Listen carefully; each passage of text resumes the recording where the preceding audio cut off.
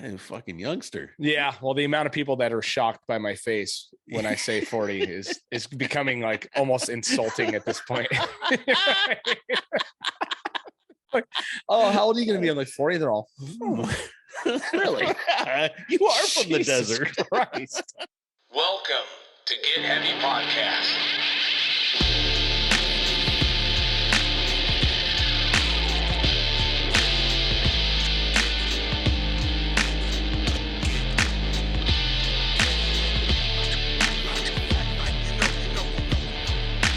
With your host, Craig Kasamis and Big J Curran.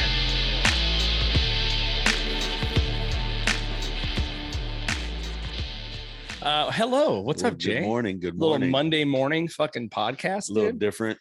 Little Bill Burr sure. Monday morning Yeah. podcast, whatever the Coffee just instead rant. of cocktails. Yeah, exactly. Yeah. It's nice, dude. I got to go to.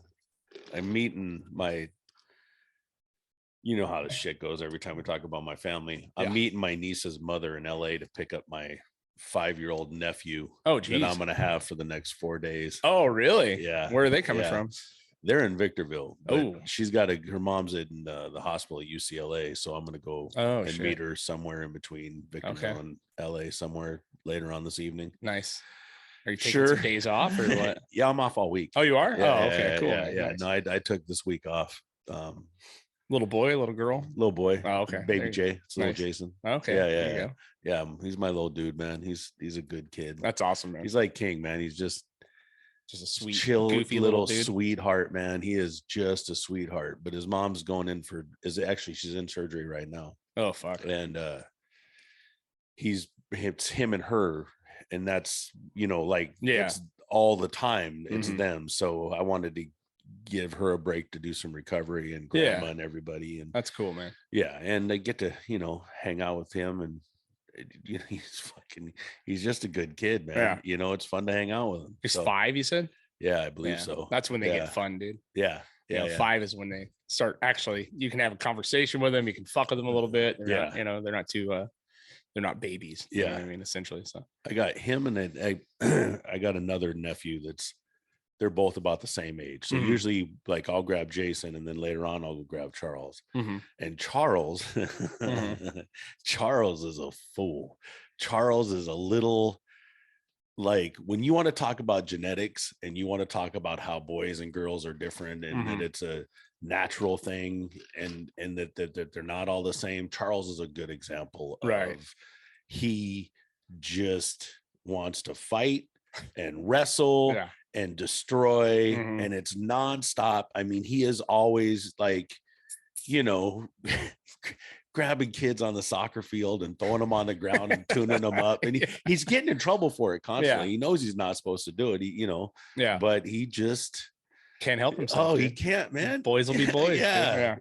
That's how Bronson has a natural, like, I want to fuck shit up thing, you know what I mean, all the time. It's crazy, dude. I see it in his eyes every time he looks at me. It's very much me. You know what I mean?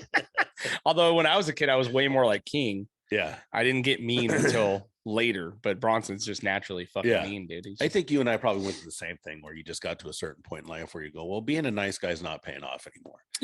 And it's actually come back around, and now I get to just be the nice guy again, and relax and enjoy life, and not be constantly stressed out that I'm gonna have to worry about somebody trying to start a fight, or it's been a long time since I've, as much as I'd like to fucking kill people, the real urge is not there anymore. No, not even close. So it's nice, dude. It's living your life like that is fucking nuts. And you don't realize it. No, you know. I mean, I was a bouncer for like 10 years, and I never, at any moment, I had to fight anybody. And never, like, just whatever happens, and I'm good with it. And I remember at a certain point, I'm sitting there going, I'm not into this anymore. At all. Not even a little bit.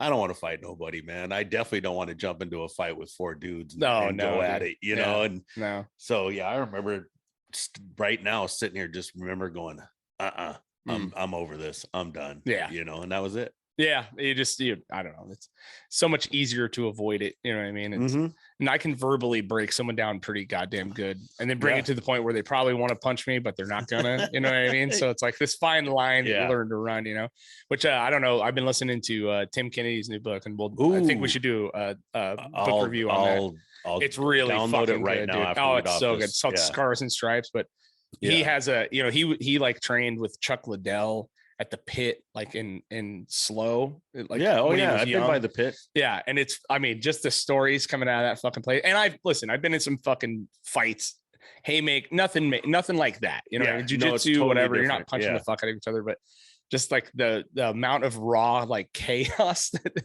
like some people grow up with, and especially if you know how to fucking fight. Yeah, you know, it's just a totally different animal, man. And maybe it cracks me up because there's certain people that are built for this shit, and there's certain people that are just not. You know what I mean?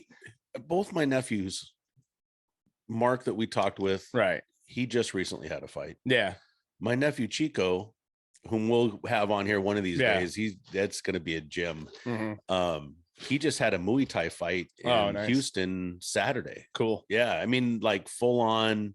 Yeah, like the whole bow in the corner and the whole thing, and Muay Thai rules, and he won. He did good. Proud of you, boy. Yeah, you know, that's cool, man. Yeah. No, it's weird. But to have that at their age, you know what I mean? Like they're in their 40s, right? Yeah. Like yeah. I'm gonna be 40 this year, and I was like, not, you know, I don't want to fucking do that. Like, there's no way. No, dude. That's such a young man's game. Like, especially to be that old and then doing it, you're like, man, well, they just don't like. Chico tried a bunch of different venues in fighting, and he was in Legacy and did a bunch of different stuff, and he just didn't win. Right. So he started 4 Ounce Fight Club, which is they sell merchandise for you know, gear and stuff like that. And so I thought that's kind of where he was at. Yeah. You know, and then I get an invite. Hey man, I'm fighting on the 9th in Houston. I'm like, what the fuck is wrong with you? Yeah. You know? Yeah, man, it's crazy. And he's not a knucklehead, you know. He just but the muscles, they like it. You know. Yeah, they like to train. They just like need to feel alive it. every once in a while, I guess. Yeah, you know, I don't know. You want to push your boundaries. I wake up, and if I'm doing all right, I feel pretty alive. Pretty alive. Yeah. I went on a fucking pretty moderate bike ride today. Just was happy to be home. You know, Rosie, even when I walked in the house, she's like, "Oh, you made it. You made it back." I'm like, "Yeah, I made it back." Yeah. You know, because you do. Good we were feeling. Just talking like, you know, that whole the risk taking shit is like, I'm even now when I'm doing bike rides and I'm not doing anything some of the downhill's pretty nuts, you know what I mean? But it's like, you know, you're always in the back of your mind. You're like, fuck, dude, all I need to do is break my collarbone. And I'm fucked. You know what I mean? Like, whereas before skateboarding, flying off fucking stairs and rails, and, you know, like you don't even consider that part of it. You know what I mean? Because it's like, you have no responsibilities. You don't give a fuck. You know what I mean? But I never had that fuck it gene ever in my life. I don't either. You know, I mean, yeah, that's what made me not an incredible skateboarder. You know what I mean? Like, that's what made me not a skateboarder at all. Right. Yeah. You know, I was coming back from school.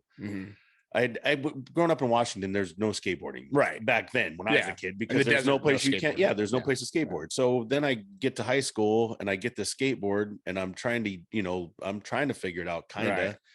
And I was coming down over the Channel Islands Bridge going into Lemonwood, and I was coming down after school with everybody there. I was coming down and lost control of the board and stayed on it enough to get launched off the side of the fucking hill, man. And that was it. Yeah, that skateboard went home and it got stuck in the closet, and I never touched a skateboard again, really. Yeah, you know. Went out and got me a beach cruiser. Yeah. You know, those rocks, dude. You hit one fucking rock and it is over. Dude. I don't know how to go downhill where you can control the wobble. You just have to get and only practice. That's the only fucking thing is practice. You have to practice going down shit you're not comfortable. You know what I mean? No, I'm not good. Yeah, I'm okay. Yeah, I just did. My fuck it gene was enough to where it would get me somewhere, but never enough to where I was like, you know, I like at my best, I could fly off like an 8 stair. Right. Well, that's not even bad. And then after that, like my friends were like, well, let's go for the 12, the 15, the fuck. And I'm like, I'm good. I'm good. Like, I feel good. Yeah. I think we're all right here. Yeah. You know what I mean? So you're like, oh, fuck. It's a whole thing, you know, but I do also ride my motorcycle, and I ride it kind of excessive a lot. Right. You know, yeah. Although I went for a ride with Honey this week and last week, and we went up to Paso Robles and rode the 101 up there. Oh, and nice. then came back like through Santa Margarita, through the 58 out to Taft, and then you did the big loop. Yeah, that's a nice loop. Yeah, right there, it was. I saw 5 or 6 cars the whole ride. Wow. Like, but I had somebody on the back of the bike with me, so it was You're not a lot the slower. Risks. Totally, just she wanted her to enjoy the ride, not the whole time. Yeah, it's scary. Dude. Yeah. So I chilled the whole time, man. And there's a place up there in New Cayuma, and it's an old bar called the Buckhorn. Yeah. Okay. Yeah. And the Buckhorn, I've never been there, but I saw I've gone there quite a bit. And it was an old school bar, barbecues and do different stuff on the weekends, and just a really cool spot for us to ride our bikes to and to have a beer, and a bite to eat and stuff and hang out for a little bit. And on the way back, when we were coming down the 58, we stopped at the Buckhorn before we came home. We had some cocktails, and they have a rooms in the back. So they have a little hotel in the back where they got like 20 some rooms or whatever. Oh, really? And they completely redid it. So nice. It's got a giant pool, and it's got a hot tub, and it's got a sauna, and the rooms are really cool. And really, they got cornhole boards out there, and it's a cool spot, man. But the people that bought it obviously came from LA. Right. So I'm in the bar, and I'm like, hey man, do you guys have any rooms open? And she goes, let me find out. I'm like, sure. So we go back there and get this room and sit down to figure things out. And she's like, okay, it's $218 or whatever it was for the night. And I'm like, all right, cool. And she goes, and there's a $25 service fee or a resort fee. I'm all, resort fee for what? What am I paying you? This is not a resort. I'm paying you a couple $100 already. What is the resort fee for? Yeah. And well, it's for the amenities and the stuff that are around here and for the upkeep and all that. I go, I'm paying you over a couple $100 to stay here in New Cayuma, up in the middle of nowhere. There's nothing else. There's around no amenities here. Nothing. No pool, no fucking. Well, no, they have a pool. Okay, they have all that stuff, sure. and it's fine. But this isn't LA where and if you looked around the room and you looked around the crowd, it was very, very hipster LA. Yeah, sure. Isk. And so I was like, all right. And I complained about it for sure. And I'm like, hey man, and I know her justifications and I'm cool with that, but I fucking hate when I go to do something like that and there's a $25 resort fee and a $30 parking fee and whatever. Yeah. And so then I get home and I get an email with my receipt and they have a $10 service fee. So I call them back up and I'm sorry, what is the $10 service fee for? Yeah. Well, that was for the reservations. I go, there was no reservations. I walked from the bar to the back desk and gave you my credit card. Yeah. That cost me $10. Yeah. Like, what the fuck is going on? Yeah. I go, you guys are not in LA. If you guys are going to continue to do this stuff, you're going to get people to stop coming here, except for your LA hipster fucks. Right. And if that's the case, I hope you guys can survive off of that. Yeah. Because we're not I'm just a normal guy out on a trip. I'm not, trying to do some Instagram profile stuff or whatever. Yeah. I'm just here with my lady because we pulled in here and thought it'd be a good idea. Right. And now here you are. And I know it's only $35 but it's or like, whatever dude, it is, but 218 turns into 260, which turns into fucking 285 by the you're like for one night, and then you bought dinner, then you bought drinks all night. So it's a $500 fucking night. That's essentially that's exactly what it was. It's exactly what it was, man. And it's like you tipped the shit out of the bartender. Yeah. You fucking didn't destroy the room. Yeah. Right. Maybe you took a shit in the fucking toilet, ruined that for a minute, but nice toilet. Nice. But it's like, dude, I got to get charged 60 extra fucking dollars just for standing here. Like, and that night after we went, and again, it was a nice spot. I'm not knocking it. They've done a fantastic job remodeling it. We hung out in the pool and jumped in the hot tub and sauna, the whole 9 yards. It was cool. The bartender, Summer, was awesome. She was great. And they had good drinks. But, I charge $9 for a shot of Cazadores Reposado or Casamigos Reposado. It's $16 a shot. Jesus. Yeah. And what did you guys? Do you have coyotes bring it over from Mexico? Man, like, that's what I do understand that they've remodeled everything and they've done all this stuff, but you're going to have, you're in New Cayuma. Yeah. You're not going to get like all of these guys that stop to have a beer and a drink and stuff are not gonna be paying. They'll keep on riding. Yeah, exactly. We'll just shoot into Santa Maria real quick, or we'll wait until we get back down into Ojai. But it gets fucking ludicrous. It gets nuts, dude. Everywhere you go, it's like fucking, you can't. We went up to Santa Barbara yesterday just to fuck around. You know what I mean? Yeah. Took the kids up there, and it's like, dude, by the time we went to the Moxie, which is like a kids museum, fucking Discovery Center thing. It's pretty cool. Fucking went to lunch. Then we rented the bikes and rode around for an hour. Fucking $300 a day, dude. Easy. You know what I mean? Easy for a fucking afternoon. It's like, and they talk about inflation and all this shit. And it's like, this is where it's coming. And me and Rosie get in for free to the Moxie because we're both teachers. You know what I mean? I'm technically a teacher, but Rosie is the legit one. So we teachers get in for free. So all we had to do was pay for the kids. But $100 fucking meal, another $60 to rent a bike for an hour, plus the fucking time. It's like, damn, dude.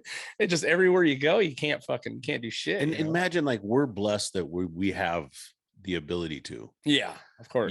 But how many people like Disneyland? How many people are alienated from ever getting a chance to go there? I didn't go there until I was 10 years old, 11, 12 years old, maybe. For the first time. I think I was almost 20. Right. Yeah.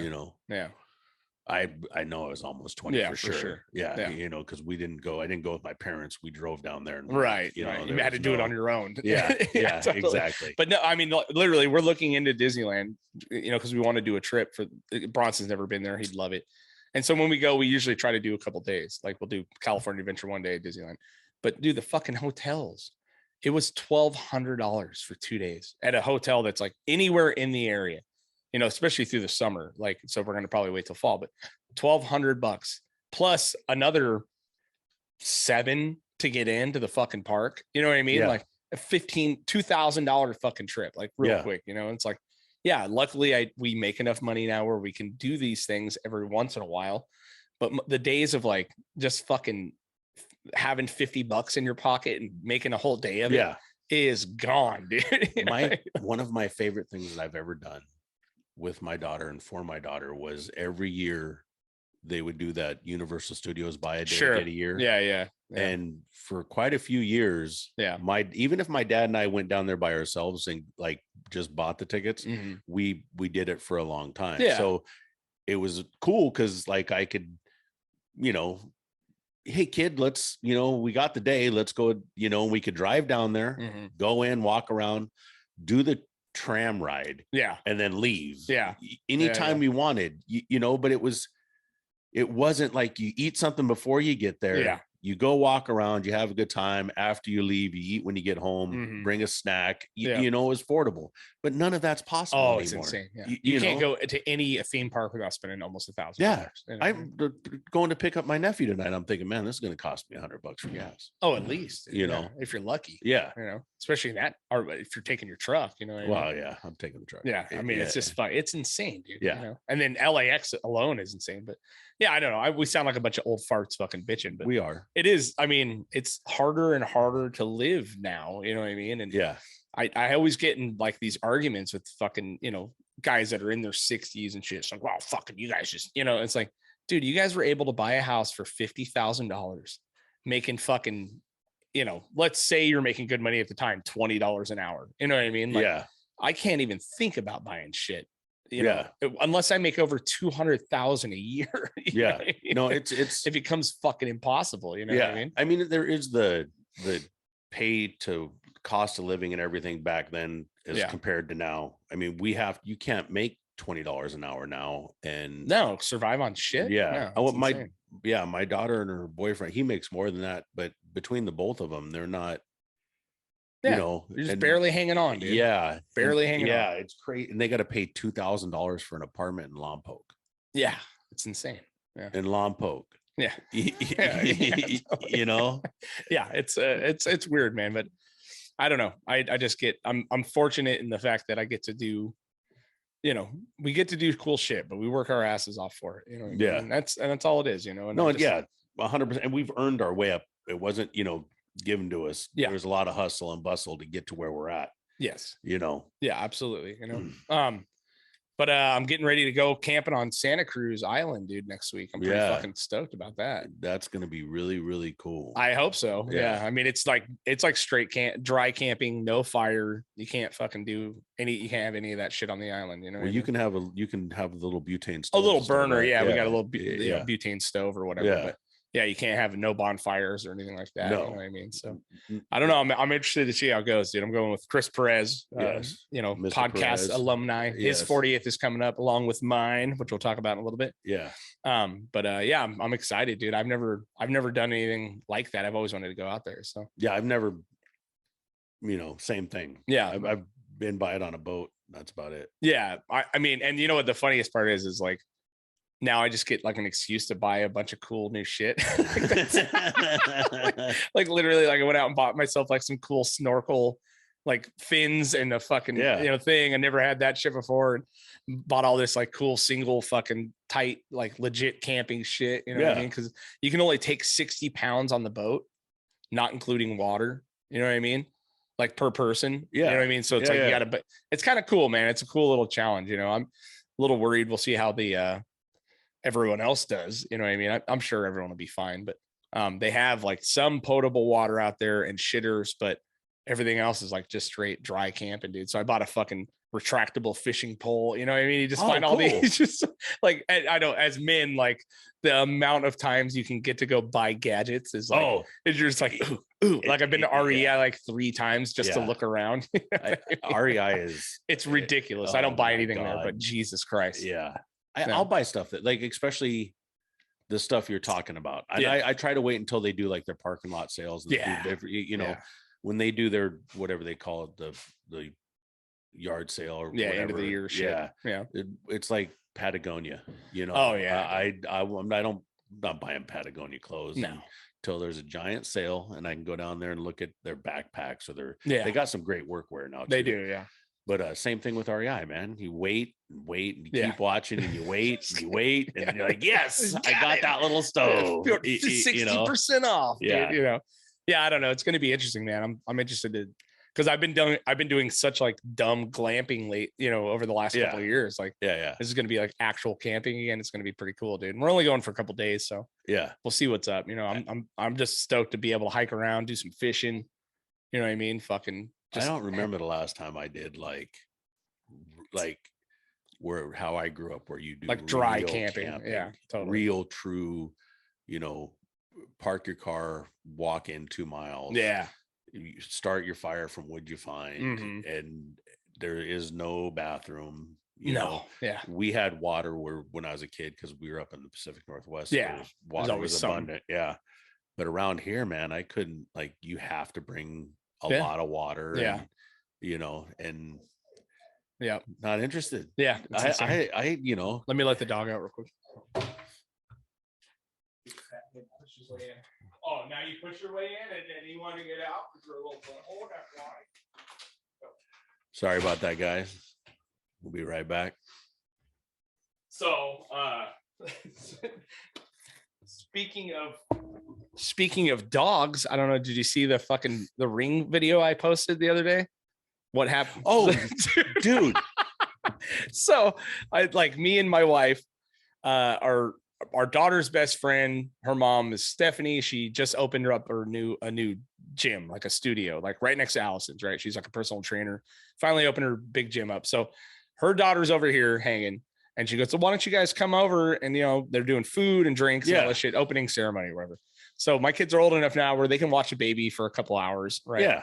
So we order them fucking pizza, right? Get them all set up, you know, and then pay for the pizza online. It's Domino's, right? It's coming. And so we're there about an hour in. I call and I go, hey, did the pizza get here? And of course it's King, and talking to him is like talking to a fucking squirrel. He's like, yeah, pizza's here. I'm all, is everything cool? He's all, well, yeah. The dog jumped in the pizza guy's car. I'm like, what? what? I'm all, excuse me, wait a minute, what? And he's like, yeah, it's all good. I'm like, wait a minute, hold on, back it up, dude. What the fuck is going on? And he's like, well, I don't know. We put contactless delivery. Like all he's supposed to do is drop the shit off. Right. So I'm like, what the fuck? I'm all, did he bite him? Like, because Jasper doesn't bite people, you know what I mean? Like, but I don't know, I don't fucking know. The last thing I need is my dog biting a pizza guy, Yeah. So I'm like, me and Rosie are laughing. I'm like, everything's good. He's like, yeah, everything's good. I'm like, okay, fuck, whatever. So we get home and I realize like, oh fuck, I have a Ring camera. You know what I mean? So I start looking at the footage, dude. I sure as shit. It's like you scroll and you see King bringing in his skateboard from outside, which is fine if you want to skateboard the fucking thing, whatever. But he's standing there as the pizza guy shows up, holds the door open, right? The pizza guy walks up and delivers the shit. And then I don't see anything else after that. Like I don't see the commotion. I don't see anything. But the next video is the pizza man back at the door, right? And he knocks on it and he goes, hey, your dog's in my car. And King's all, his first response is like, which dog? Like that's, I'm like, what do you mean what fucking dog, dude? And then he just skips down to this and this kid is like all of 19 years old and he's kind of half cracking up. He's like, but I can guarantee it was a moment of pure chaos. Like this guy is trying to just drop a pizza off on the door. Yeah. There's fucking 5 kids, a baby, and a dog running outside. King's probably grabbed the pizza. They all fucking run back inside, close the door. This guy goes to get in his fucking car and there's a dog in his back seat. I'm like, God damn it, man. That's a movie right there. I mean, just the sign of chaos. That go ahead and answer the door at my house. See what fucking happens. You never know what you're going to get. Dude, it was insane, It's like, God, and then my fucking dog, like, he hates us that much where he's like I'm out. Literally anyone else. This motherfucker smells like pizza. I'm going him. Dude. And I guess Jasper's just sitting in the back seat, like, where are we going? Just all happy too. Yeah, just stoked, just ready to go. Yeah. I love that dog. Fuck, man. It's pure chaos over here. Yeah, it's awesome. Insane. And I'm just the opposite. I know. I walk in the door.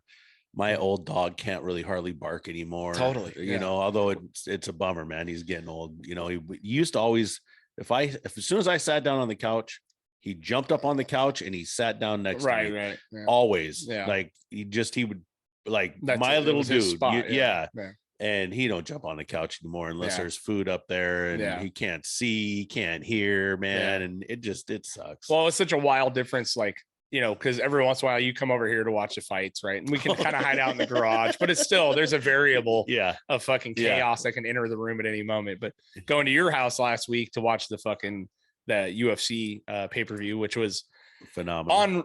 On record, probably the most boring pay-per-view I've ever fucking watched in my life, dude. Did you watch the Derek Ngannou one? Derek Ngannou. Derek Lewis and no Ngannou fight. No, that was a while ago. That was a while ago. It was that was boring. But the whole most boring, dude. That whole entire card with every fucking Izzy Volkanov's all those championship fights, not one knockout except for Piera knocking out Strickland. Yeah. Not one fucking exciting moment, dude. Like in every one of those fights, I was like, we were just sitting there bullshitting most of the time. But you know what I mean? But it was like, dude, it was such a fucking, I didn't feel ripped off, but it was like, God damn, man. Like, I understand all the backlash against Izzy now. You know what I mean? Cause it's like, but Izzy's a smart fighter, man. And if you watch him technically, he's incredible. Like, right. I don't ever imagine it happened, but I'd love to see him and John Jones even spar. Like, even if you could just watch him just spar, like light contact, it doesn't need to be full contact, but to watch those two play tag with each other, that'd be crazy. Would be incredible. They're just so, Izzy is just so proficient and technical and fast, man. Yeah. That, it's like watching Mayweather fight. That's the thing, though. It's fucking boring. It's boring. Like he's so fucking good and technical that he can just like roll back, pick a guy apart, and do enough to fucking win. You know what I mean? And it's like, and I get it as a champion. I'm not saying anything. I couldn't do any of this. I think he's an incredible fighter and good on you. But man, the last couple fights, you're just like, God damn, dude. Like, well, it goes back to how long is he going to fight for? Because if he keeps fighting like this, he can fight forever. What's Mayweather's how old and he's still fighting? Yeah. To go back to somebody that doesn't. Yeah. He's not going to knock anybody out. Nobody's going to knock him out. Right. He's just going to move out of the way and dot you and bring those points up and win the fight and make his billions of dollars, Yeah. And Izzy, I think, will be in the game until that one guy comes along. Yeah. And which could be that Piera dude. Yeah. Fucking that dude is gnarly. Yeah. And he's the only dude that's ever beat him. Yeah. In a fucking kickboxing match. Yeah. But the only one dude that beat Connor tried getting back in the ring with him and got his ass handed. Yeah, but this dude is still fighting, and he's fucking dude. That was like that Strickland fight was like his second or third fight in the UFC. Yeah, he's getting pushed to the top, and Izzy already said like, "You're the next dude." Cool. So it's going to be a seriously. Now the guy is fucking terrifying. I'm down for what I don't mind the tag fights. Like I don't mind them, but it was to the whole fucking card was like that. You're like, God damn, not like almost. There's like 3 exciting moments in the whole entire card. Even starting with the Sean O'Malley fight ends in a fucking eye poke. Like, okay, dude, this sucks. Because that guy you want to see fucking knock people out, and he wants to knock people out. Yeah. But it was a pretty fucking it was good. Card. I mean, I had a good time. I honestly I spent more time talking shit with you than I did watching the fight. For sure, dude. Because I really we were sitting there bullshitting all night, Yeah, it was pretty nice, dude. Yeah, it was cool. Way cool. For sure. So my birthday's coming up, dude. Yes. 40 fucking years old, kid. I know. God damn, man. Yeah. When you said you were 40, I was like, God, fucking youngster. Yeah. Well, the amount of people that are shocked by my face when I say 40 is becoming like almost insulting at this point. Like, oh, how old are you going to be? I'm like 40. They're all, really? You are from the desert. Christ. Yeah. Do you still live out there? I look like my face looks like one of the, how like in the fucking 20s people were 40 and they were almost fucking dead. Oh yeah. That's literally like what I feel like. Yeah. I look like I was raised in the 20s. Like, it's like you're 40. Yeah. Fuck. Yeah. Dude, we both look like we were raised like in Germany in medieval times, man. Just Yeah, but I am excited. So we're officially announcing for my 40th, we're gonna do a fucking roast of me. Yes. One of my best friends, Brooke Dalton, 86 House. He did a roast for his 40th, and it was fucking one of the funnest nights ever. Obviously we all have to prepare to take some hits, you know what I mean? Yep. But we're gonna do it at the garage, the 13th. We're also going to stream it on the YouTube page as well. Okay. So we'll get it all set up, like actually record it and all that shit too. So for those of you that listen and are in nowhere near Ventura or want to fucking show up, it will be streamed on our YouTube page too. But I'm also getting like seriously nervous. You know what I mean? Yeah. And excited. You know what I mean? Yeah. It's going to be a good time. I think so. Yeah. Yeah. I'm looking forward to it. Are you? Yeah. You working on shit? I'm working on shit. Yeah. I'm working stuff out. Yeah, we got a nice little panel. You can't lose any more weight though, man. You got. I'm losing. Those fat jokes are going to be non-existent. Don't matter. I've been making fat jokes about people way less fat than me forever, bro. I don't give a fuck. If you got any type of anything, you're fat enough for me to talk shit about, man. Yeah. So we'll be announcing the panel here pretty soon. I'm working on everyone, and me and you have to sit down and go over it. Make sure we're all on the same page and like what to do. But I'm fucking excited, dude. It's gonna be a good night, Yeah, so way cool. August 13th, from like 4 to 7. Yep. Probably the roast probably start about 5ish, 5:30, 6, okay, somewhere in there, I think. You know what I mean? Get an hour. Doesn't need to be Sunday? that long. It's a Saturday. It's a Saturday? Yeah. Okay. So my birthday is actually on the 14th. So Sunday's a rough night to do shit. Nope. People I don't want to. Yeah, exactly. So Saturday evening, make it fucking fun. You know what I mean? And then I think you guys have some sort of Led Zeppelin band playing later that night, says Dave. So. Oh shit. Yeah. No, it's probably Zepp again, Diego's band, right? Yeah. Well, fuck, that's perfect. Yeah, it'll be good, dude. Yeah. So we'll come down, fucking party. You guys can watch the live stream. And a good band that people, because we play a lot of stuff that most of the people don't want to. No, they're not gonna. But that's actually something I think some of them know who Led Zeppelin is. Yeah, for sure. One or two of them maybe. Oh, a lot of all of them. Yeah. Especially if they're a good cover band, which I know they are. Oof. Yeah. But, I absolutely fucking love Zepp again. I've watched them a bunch of times, man. They're great. Yeah, it's gonna be a good night, man. So I'm very excited, very nervous. Some of the people on the panel are terrifying to me to roast. You know what I mean? So one of which is my wife. So Rosie said she'll do it. I was like, oh no. Huh. I'm not so worried about her roasting me. I'm more worried about you guys saying mean shit about my wife and me wanting to kill you guys. You know what I mean? Yeah, but you got to expect that. I know. I know. That's about going for what really is the core of your heart and then just poking at it. Yeah, totally. The best. Yeah, it's gonna be awesome. Yeah, I'm very excited. I'll either have a great night or not want to talk to any of you guys ever again. And the podcast is over. We'll have a good time. Yeah, man, it's gonna be pretty interesting. But hitting that 40 marker, I don't give a fuck about my birthdays at all. I've been disappearing on them for years. I always go camping. I fucking disappear. 40th at this point, it's like I'll celebrate every 10 years, I think, from here on out, do it with an actual thing. I'm celebrating every fucking one of them, man. Are you? Oh yeah. Yeah, because once you get past 50, they really count now. I have been for quite a while though. Well, we talked about it. You're like Mr. Birthday Week guy. Yeah, right? I totally. I fucking made it past all that shit. I'm gonna celebrate. You beat the odds, dude. Yeah. And it's still fun, man. Yeah, I know. Every day, dude. I know my liver's tapping. Let me know. Hey, motherfucker. Your liver's been calling for emergency help. Every time I go, because I do blood work like every 6 months. Do you really? Every time I go, I just wait. And well, hey, your liver enzymes are a little out of whack there, buddy. You know? And so far, no, not once. It's probably because you're cheating the system. You got a doctor's appointment, so you lighten up for the week, dude. And I have had to cancel doctor's appointments because I was too hungover. It's like I am not going to go see a doctor right now. That's so funny. Yeah, it's like I spent most of my life just being shocked that I could go to the doctor, and now that I have the absolute option to go, like with insurance and shit, I'm like, I'm not fucking. What do I want that heat for? Yeah. Yeah. I need the heat. I need to get that, so that I get reminders that I'm not infallible. Yeah. Yeah. There you go. Because I think that like my dad's 80. My mom lived to be 80. Yeah. So you're hoping.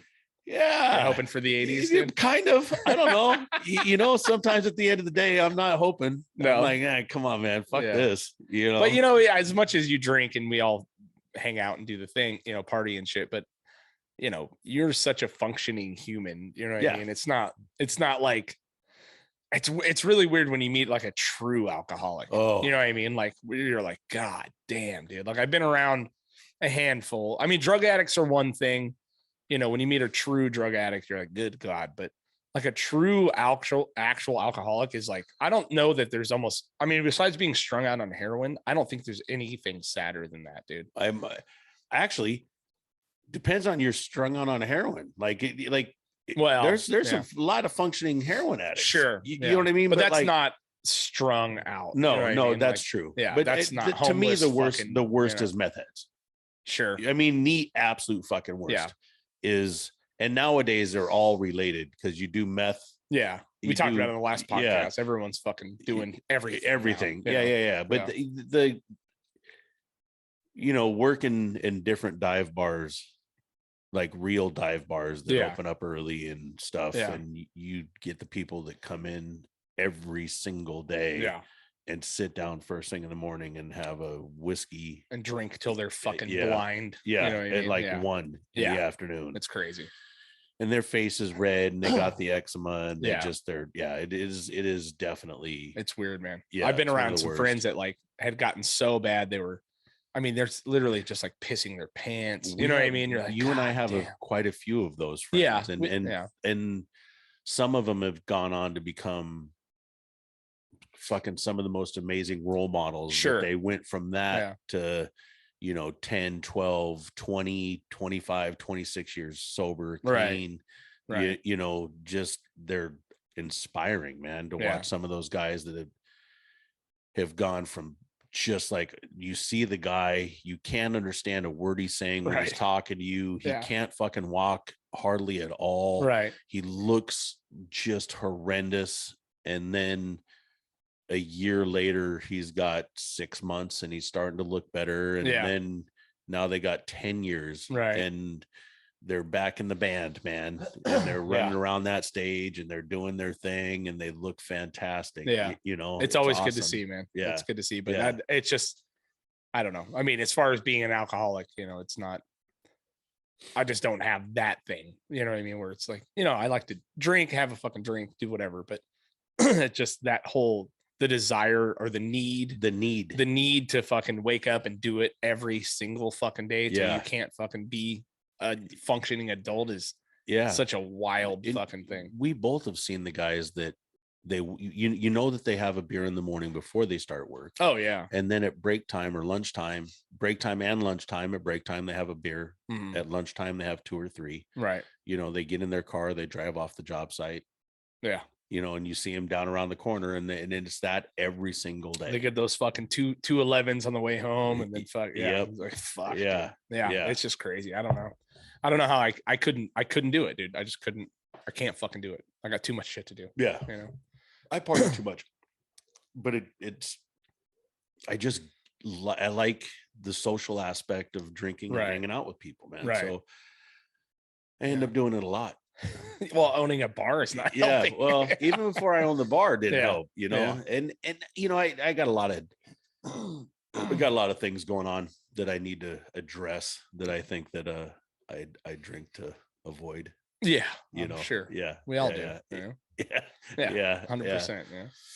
Yeah, it's a weird one, man. I was just reading a statistic the other day that it was pretty. I mean, it's not surprising, but 60% of the Democratic Party would prefer anyone else but Biden. I was like, whoa, dude, holy shit, man. Like, I was just starting to think like, but that 60% can go fuck themselves because they're the ones that have kept that fucking train going. Totally. Yeah. You know what I mean? Like the Democratic Party is a fucking embarrassment, man. Yeah. It is a total fucking embarrassment. And it just keeps getting worse and worse and worse. At least, and I'm not a Republican and never will be, but they hold their ground and they stick together. Yeah. But that holding their ground and sticking together also causes a shitload of problems where you get good stuff that should be passed and they're not going to pass it, not because of anything other than it's not their policy. It's not the party lines idea. Yeah. And I will never, ever, ever understand how anybody like Trump could vote for Trump or anything. He's just a garbage human being. Right. Not because he's Republican, because I don't think he is. Not because of anything else other than he's just a garbage human. But for us to then put somebody in the other one that's barely alive,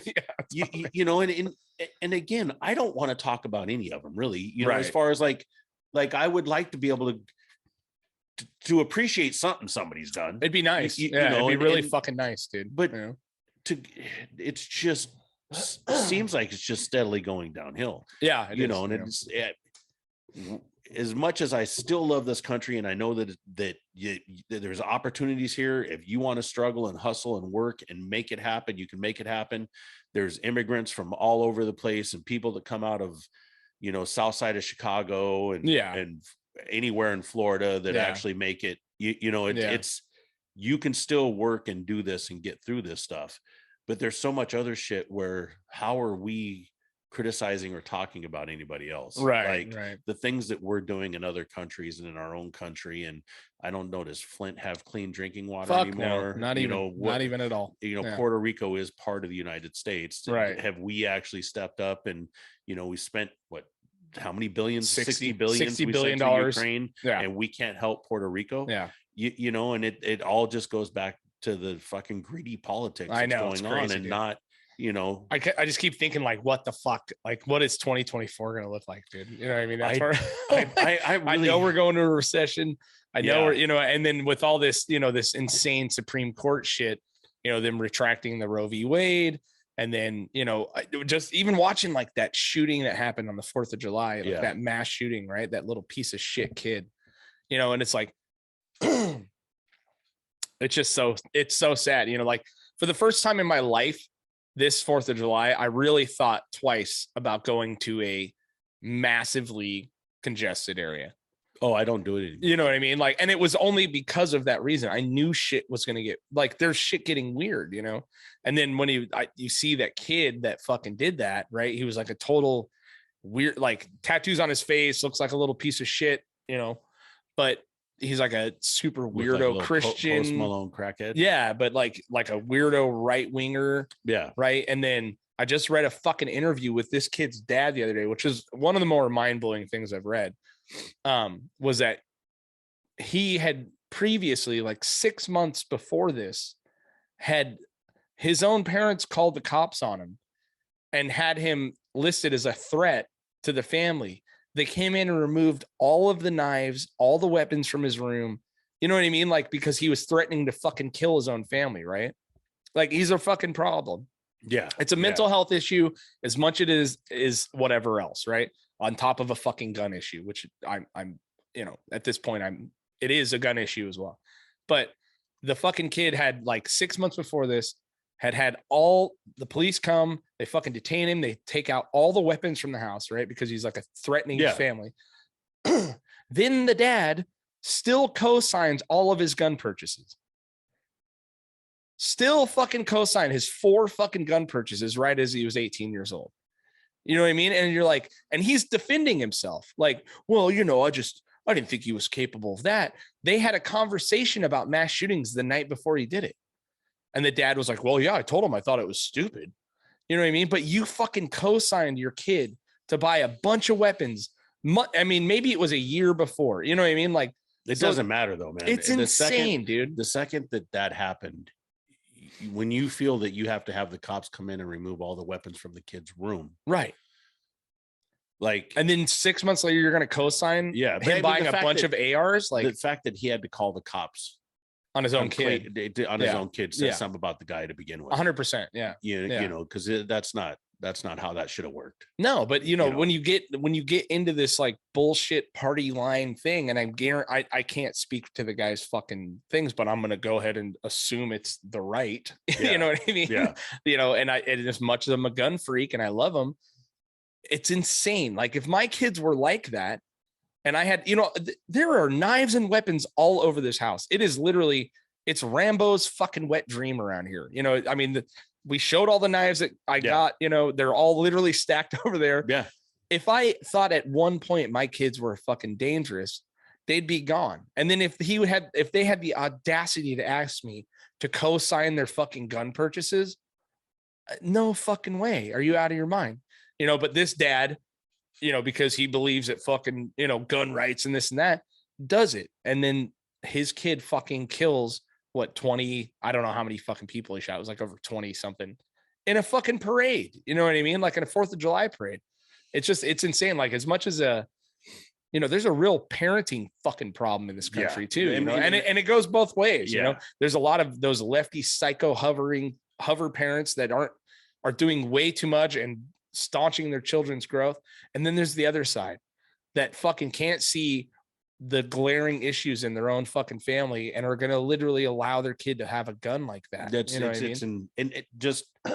Just for clarification, I haven't paid attention to it at all. Right. And this is kind of one of the things that's so fucked up about all this and so sad is it happens so much. Yeah. That I'm out, 4th of July weekend, we had a big dart tournament at the bar that was fantastic. And then the next day I rode up to Paso and then I worked for 2 days and now I've got 10 days off. The last thing I've done is gone on and looked at the news, looked at anything like that, because it's just like, it just keeps happening. Yeah. And, I don't need anything to help trigger depression. So, 100%. So I just kind of ignore it. And then I see the pictures of the dude. Yeah. Yeah. Looks like a shooter. Looks like a shooter, dude. If it walks like a duck and quacks like a duck, looks like a shooter, man. You know what I mean? I think you posted a picture, or somebody posted, I think it might have been you that posted a picture of him, and I was just like, what the is fuck going on there? You know, I can't believe that he had a home that he lived in. When I saw him, I figured he was just some street urchin. I didn't realize what the whole thing was. You know, but he just looked like somebody that's, you know, you'd see in the streets of San Francisco walking around looking for fentanyl. But no, he's like a weirdo fucking, you know, a Christian dude who's like posting about how everyone's sinners and that everyone's going to burn in hell. You know what I mean? And you're like, you know, there's just some fucking mental problems there, dude. But for a parent, as a parent, it hit me hard. You know what I mean? Like I started thinking about my own children. I was like, if my kids are dark, you know what I mean? They have dark senses of humor. They're hilarious, you know, but they're not inherently fucking tortured or mean or whatever. No. They don't, I would assume they don't have that. I don't know that any parent sees it coming. I just would like to point out that Bronson still, it's the jury's out on that one. You know, he's like one of the Menendez brothers right now. You're a little Tim Kennedy in training. He's coming up, man. He's insane. Yeah. He'll be wrestling in the pit. Like, but maybe that's. But am I going to give Bronson guns? No. He fake shoots me when I tell him it's time for nap. You know what I mean? He goes, boof. He actually called me Piggy for like an hour the other day. And then was oinking at me. 3 years old. He goes, hi, Piggy. Hi, Piggy. And he kept calling me Piggy, dude.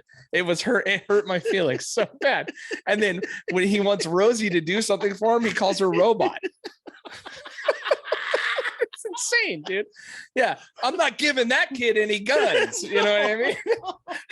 Give that kid his own YouTube channel. I know. Yeah, he literally called me Piggy and then was poking my belly the whole time. It's fucking crazy. That kid's not getting guns, dude. You know, the other one, but you know, it's like you got to see the fucking things when they're coming. You know what I mean? You gotta see it for it.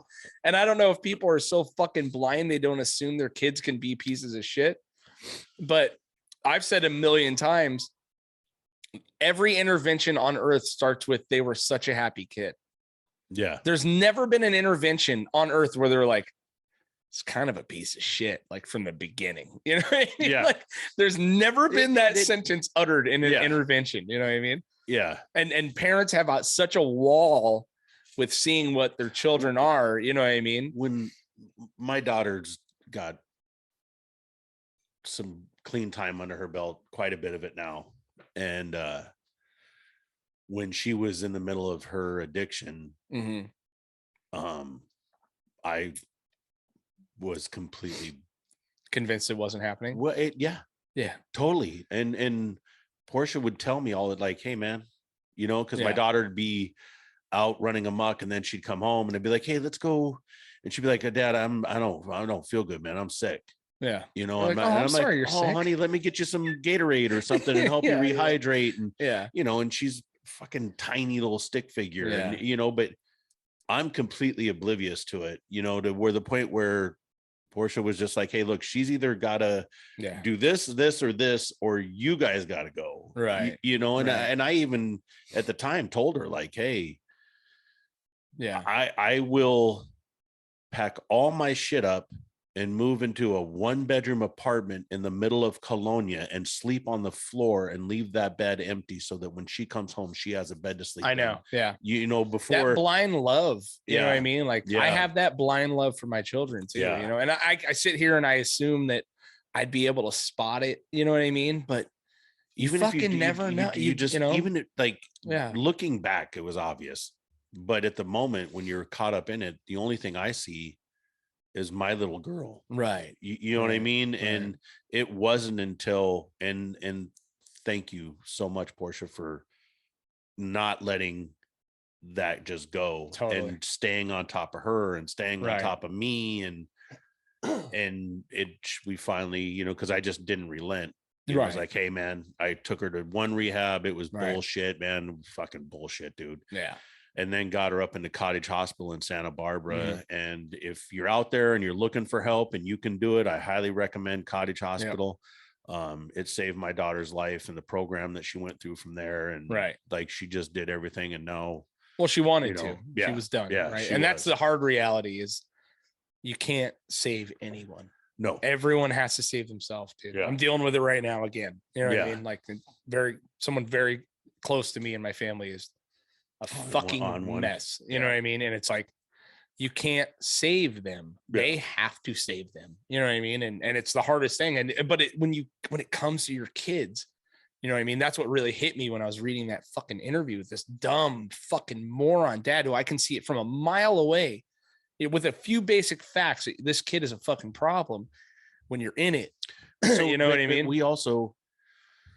We have a different perspective. We don't know what that guy, right? You know what I mean? If if the kid's a hardcore Christian, then chances are the parents are hardcore Christians. Right.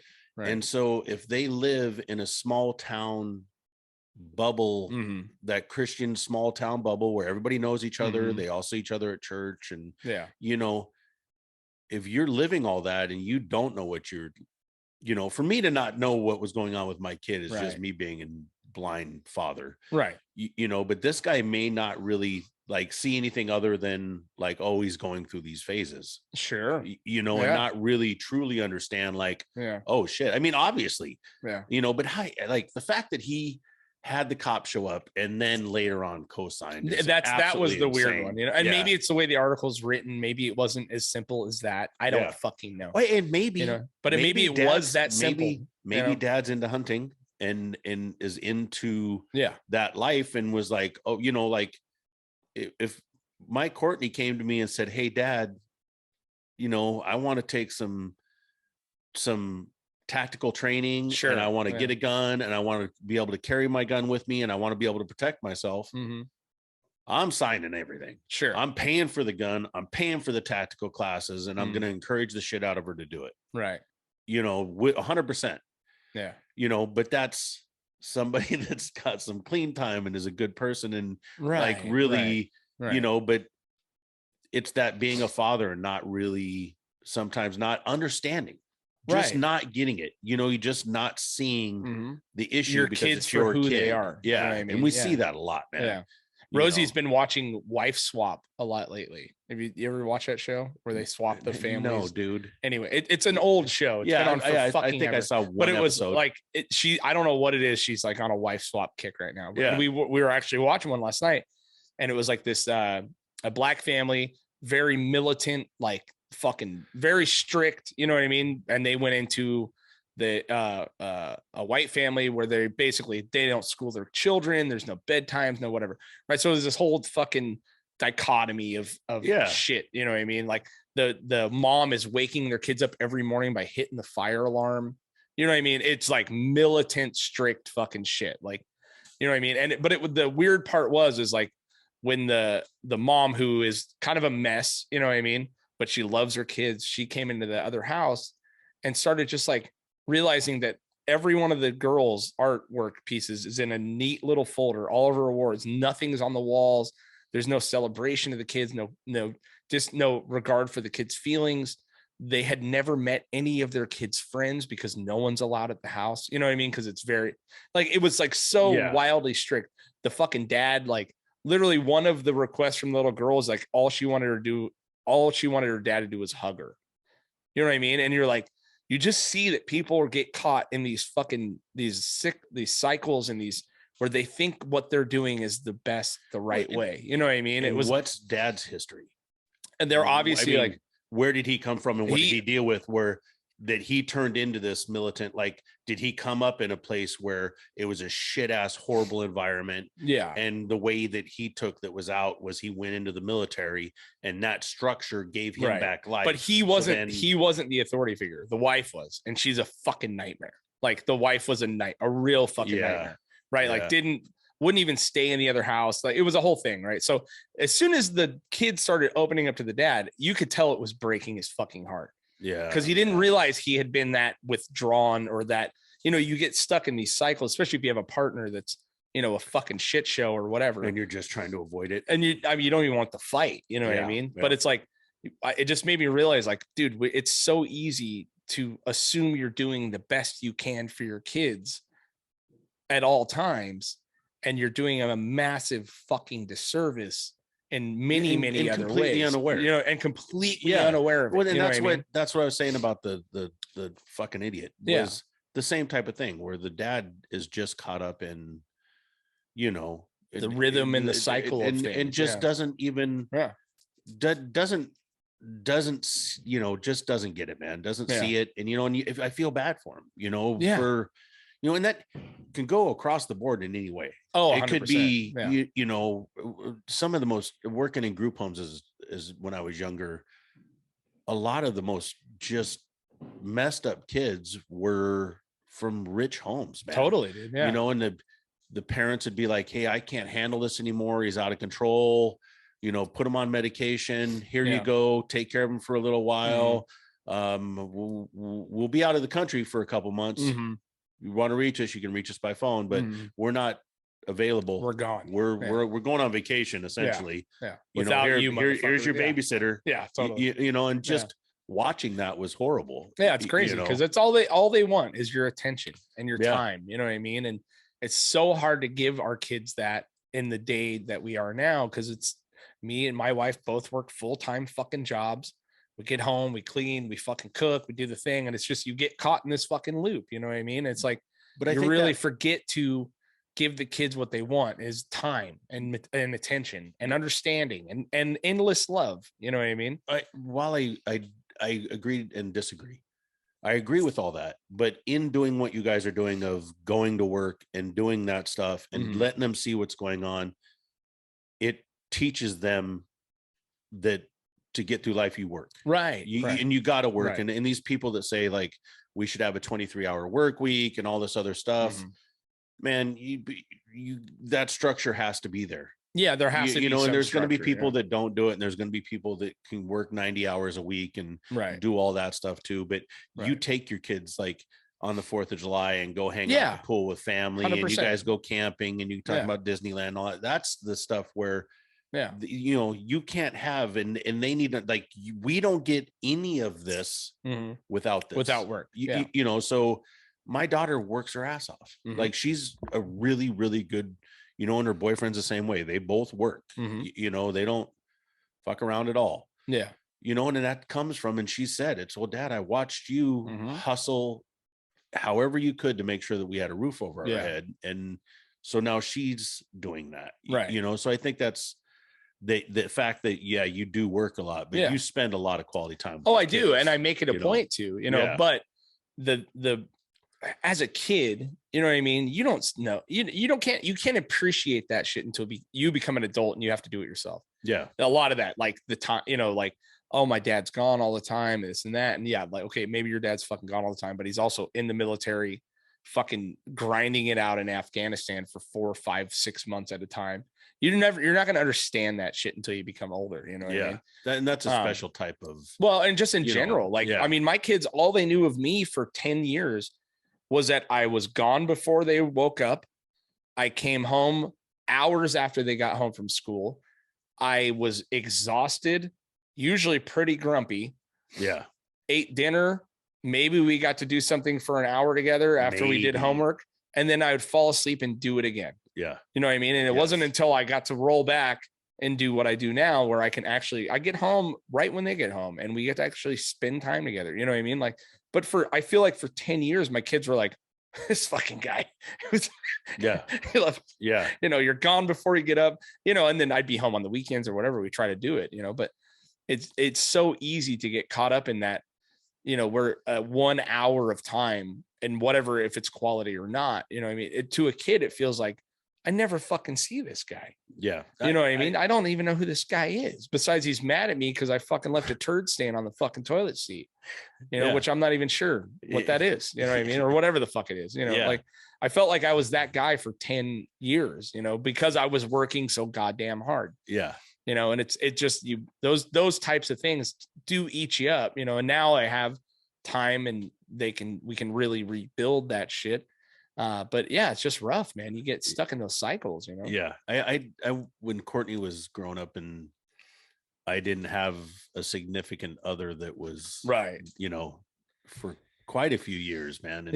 And I did sales jobs and worked at bars still. And you work your sales job until 6 o'clock at night and you work every weekend. And so my time and days with her would be like, okay, Monday or Tuesday. So in the summertime, then that's when we would go hit Universal Studios and do all that shit. But her other parent, the kangaroo that carried her, and then hopped off. Yeah, man. Dumped her right out of the pouch. Yeah, jumped out of the pouch, and then Papa took over at some point. But like I couldn't get any. I didn't have that support of like, hey, because it's a big. Looking back, I think every parent should put their kids in sports and stuff and teach them that discipline and the support and all the other stuff. And I wasn't capable because I didn't I couldn't sign her up and know that she was going to get to practice and get to because on Saturday at 10 o'clock, I have to be at the dealership. Right. And I'm there until 6 o'clock. And at 6 o'clock, if I got a deal going on, I might be there till 9 o'clock. Right. There's no, so normally you'd have a significant other with you that would be able to help take care of that and parent that. And we didn't, and that's, I think, a big part of what came back to, not having that other parent and dealing with that stuff really came back to really haunt us later. Right. I know that she's dealt with it, but it's been a rough one. Yeah. It's just crazy, man. That absentee, having an absentee parent in your life, it does fuck you up. It puts so much stress on everyone. We talked about we've talked about it. My mom leaving when I was a child has fucked me up to this day. It the whole and I had my dad was fucking great. He had his issues, but he was still a good dad. He was there. And CPS tried to come pick us up one time. Oh no. Yeah. We were in Kent, Washington. I was probably in like 5th or 6th grade, and somebody had called CPS on my dad about me and my brother. And so the sheriff or the CPS and them showed up at the door and said, hey, you have some issues and we need to talk to you about your kids, and we're gonna, and Dad went, oh, okay, hold on a second. And he went back in the back and he grabbed the 30-30, and I still have the 30-30, and walked up to the front door and said, if you guys try to take my kids, I'll shoot you. Yeah. Get the fuck off our property. Right. Yeah. And they left. Yeah. And that was it. Yeah. Well, back then you could do that. Now you'd be SWAT team arrest. It'd be a fucking nightmare. It'd be fucking nuts. But as a kid watching, I watched my dad stand up for us quite a bit. Yeah. And he was ready to go to fucking bat on a drop of it. I mean, he was ready to. My dad's he was going to do a solid bit for fucking that. Typical hot-tempered little Irishman, to this day, he's like, go fuck yourself in a heartbeat. Yeah. He goes off. Yeah. But that's both my brother and I and my sister. But you just can't a parent that's fucking trying, dude, is like, you can't fuck with that. You know what I mean? Like, they may not be killing it, but they're fucking trying. Man. Yeah. You know what I mean? It's 100%. just rough. And it's something you don't appreciate until you become an adult and you see how fucking hard life is, Yeah. But I don't know. My heart goes out to everyone that fucking has to deal with that shit, dude. Yeah. Anyone, from the bottom up, man. Yeah. The losing your family to having to deal with it. To having a fucking piece of shit kid that does a mass shooting. You know what I mean? It's like, fuck. Yeah. God, it's not great, Yeah. But and all that being said, we're starting a GoFundMe for Bronson's attorney. Yeah. We're gonna start it now. Might as well get the funds coming in. Out of the way. Totally. if you want to donate, dude, we have so many of these podcasts are gonna bite me in the ass if this little shithead turns south, dude. God, it's gonna be a fucking. I'm like, hypocrite. Yeah. So go donate to that. We really appreciate the support and the love you guys have been giving us. Check out the YouTube page. Tell your friends about the podcast. Check out the merch, laughjunkies.com/Get Heavy Podcast. And also my birthday, the roast, will be streamed live on our YouTube channel August 13th. So check that out. If you can come down physically to the bar and hang, then let's do it. The Garage, 1091 Scandia Avenue. Hey, look at that. I did it for him. That's right. Big J there every Sunday from 11 to 4 o'clock doing Soul Sundays with DJ also. It's always a good time. Yeah. Last Sunday we had Sick House there. If you haven't heard about that, look into them, man. They do a lot for the community and through recycling programs and stuff. They donate back, and they're they're doing good things. Look it up. Sick House, SICC House. All right. Love you guys. Bye.